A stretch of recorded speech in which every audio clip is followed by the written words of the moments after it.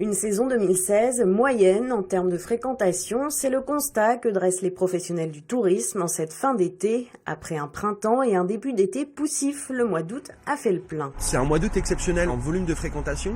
Je pense une partie des clientèles qui ne sont pas parties soit en début de saison, soit au mois de juillet, ont pu reporter leur fréquentation au mois d'août. Donc on a vu des taux d'occupation très intéressants au mois d'août. Donc effectivement qui compensent en partie le mois de juillet. Mais on ne peut pas considérer que la saison joue que sur juillet-août. Effectivement, il faut aussi prendre en considération ce qui s'est passé d'avril, mai, juin. Et donc tout ça, ça fait partie d'un bilan global. Et globalement, on pourra dire que c'est une saison moyenne. Saison moyenne pour l'ensemble du Morbihan, mais exceptionnelle dans cette petite cité de caractère. Le 7 juin dernier, Rochefort-en-Terre était désigné village préféré des Français par les téléspectateurs de France 2. Dès le lendemain, les curieux ont afflué et depuis, la commune connaît une fréquentation record.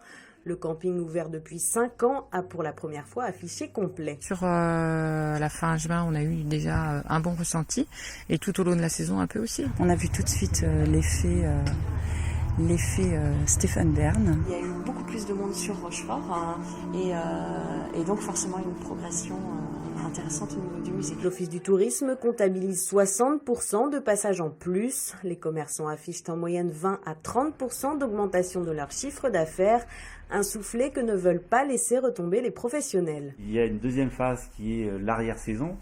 Aujourd'hui, on travaille sur l'accueil des groupes. On va essayer également d'avoir des retombées économiques significatives l'année prochaine. Donc là, on va commencer à travailler avec nos partenaires et nos collègues de Ploumenac notamment, qui a été le village préféré en 2015, le Cronan, et on va essayer de voir comment on peut travailler ensemble pour pourquoi pas mettre les villages préférés bretons en avant dès 2017. Rochefort-en-Terre devra également poursuivre ses efforts en matière d'aménagement pour l'accueil des visiteurs.